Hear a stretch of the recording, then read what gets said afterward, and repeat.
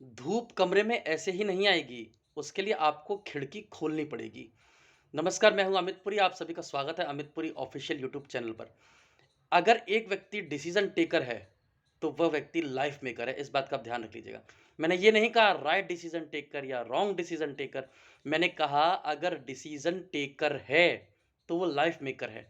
अगर आप डिसीज़न लेना जानते हैं, अगर आप निर्णय लेना जानते हैं, तो आप लाइफ़ बनाना जानते हैं, ध्यान रख लीजिएगा। डिसीज़न कैसा भी हो, अगर डिसीज़न गलत हो, तो आप उसको सही में परिवर्तित कीजिए। सही हो तो बात ही अलग है।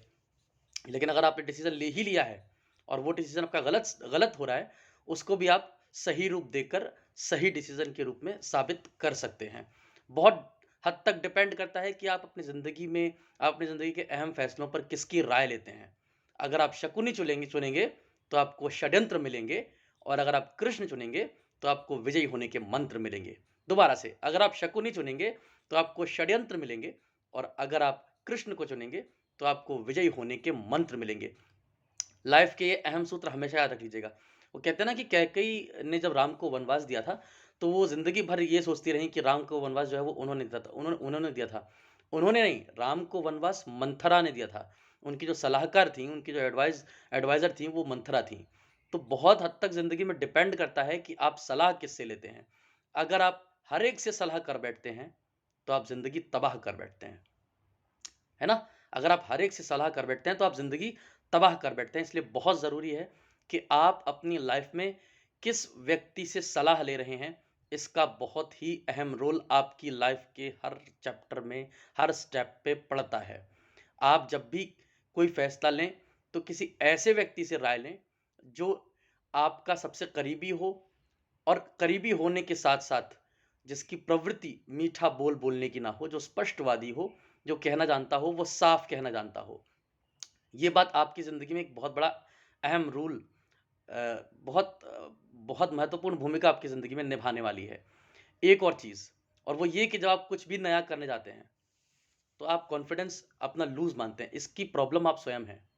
मतलब आप अपनी प्रॉब्लम स्वयं हैं, कोई दूसरा आपकी प्रॉब्लम बनकर नहीं खड़ा हो सकता कभी ज़िंदगी में। क्योंकि आपकी विल पावर उतनी स्ट्रॉन्ग नहीं है।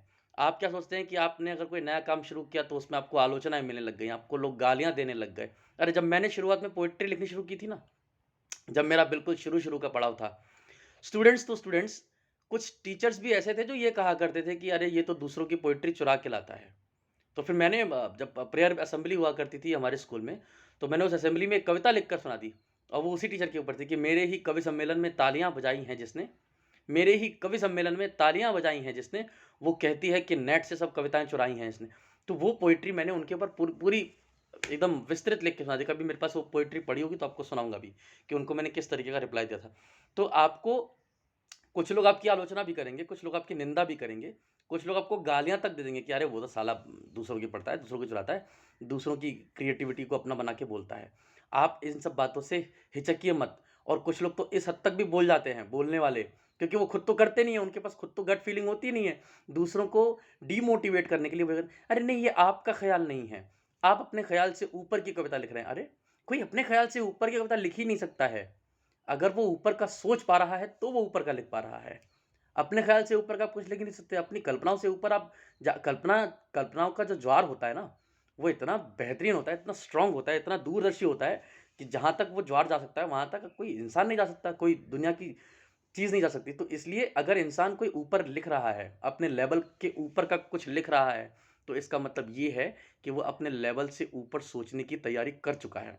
वो अपने लेवल से ऊपर उठने की तैयारी कर चुका है। और आप चाहते हैं कि वो उसी कूप-मंडूक में रहे।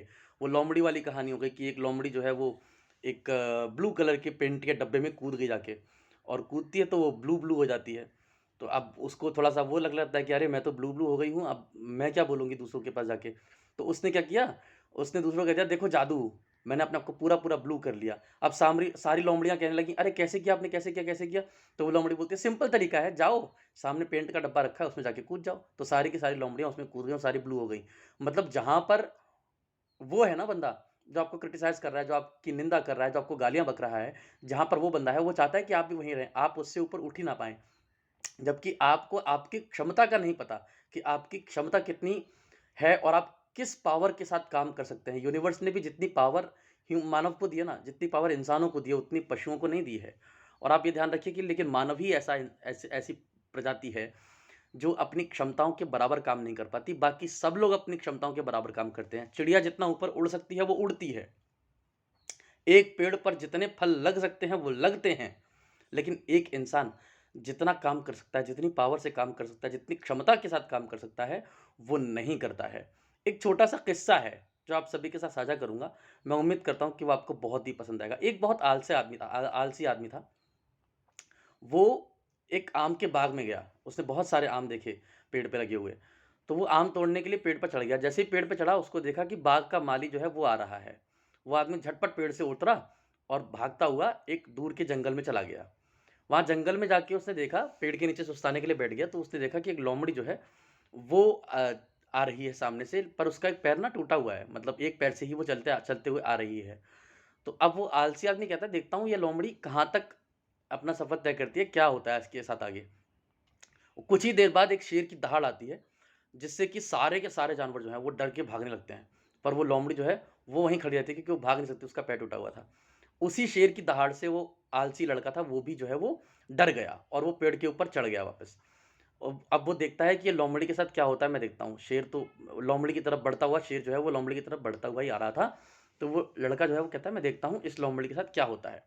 शेर अपने मुँह में एक मांस का टुकड़ा दबाए हुए आ रहा था, और जैसे ही वो लोमड़ी के पास आया, उसने वो मांस का टुकड़ा उस लोमड़ी के आगे फेंक दिया।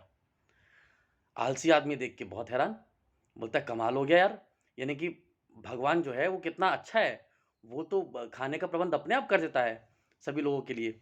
तो वो ऐसा सोचते हुए पेड़ से उतरा और अपने घर के अंदर चला गया, और 3-4 दिन तक वो अपने घर में यही सोच के पड़ा रहा कि जैसे लोमड़ी के लिए खाना आया है अपने आप चल के, वैसे ही शायद भगवान मेरे लिए भी कुछ भेजेगा। उसे 5-6 दिन 10 दिन बीत जाते हैं, लेकिन उसके लिए कोई भी भगवान की तरफ से प्रबंध नहीं आता है। तो वो फिर अपने घर से उठ के एक बाबा के पास जाता है और बाबा से पूछता है कि बाबा, आप मुझे ये बताइए कि लोमड़ी के पास तो खाना अपने आप आ गया था। उसने पूरा वृत्तांत सुनाया, जंगल वाला। तो बोला कि लोमड़ी के पास तो खाना अपने आप आ गया था, मेरे पास खाना क्यों नहीं आया चल के? तो बाबा बोलते हैं, देखो बेटा, वो लोमड़ी थी और भगवान आपको शेर बनाना चाहता है। आप शेर बनिए। आप किसी की हेल्प मत लीजिए, किसी को हेल्प दीजिए। किसी की हेल्प मत लीजिए, किसी की हेल्प कीजिए। आप दूसरों से मदद मत लीजिए, दूसरों के मददगार बनिए। यही इस कहानी का सारा सारांश है। तो अगर आप अपनी ज़िंदगी में कुछ करना चाहते हैं, तो आज से ही 2 चीज़ें अवॉइड कीजिए। पहले तो हर एक से सलाह लेना बंद कीजिए। कोई एक स्पेसिफिक बंदा आप चुन लीजिए, जिसका आपको लगता हो 100%, जिसके लिए आप श्योर हैं कि वो बंदा कभी भी आपको गलत सलाह नहीं देगा, उसको आप चुनें। दूसरी चीज़, निंदा और गालियाँ, ये 2 चीज़ें सहने की हिम्मत रख लीजिए, क्योंकि उसी की निंदा है जो आदमी दुनिया में ज़िंदा है। कम ऑन, उसी की निंदा है जो आदमी इस दुनिया में ज़िंदा है। इस चीज़ को आप अपने मन में अच्छे से बिठा लीजिएगा। आप एक बात ध्यान रख लीजिए कि एक बड़ी जंग जीतने के लिए 4 छोटी-छोटी जंगें हारनी पड़ती हैं। ये बड़े लोगों का सूत्र है। अगर आप एक बड़ी जंग जीतना चाहते हैं ना, तो 3-4 छोटी-छोटी लड़ाइयाँ आपको हारनी पड़ती हैं। उसका कोई नुकसान आपको ज़िंदगी में नहीं होता, क्योंकि आप एक बड़ी जंग को जीतने की तरफ बढ़ रहे होते हैं। मैं उम्मीद करता हूँ कि आपको ये वीडियो आज का पसंद आया होगा। अगर पसंद आया है तो चैनल को सब्सक्राइब कर दीजिए, वीडियो को लाइक, कमेंट और शेयर करना ना भूलिएगा। मैं मिलता हूँ आपको अगले किसी वीडियो में। तब तक के लिए धन्यवाद। अपना ध्यान रखिए।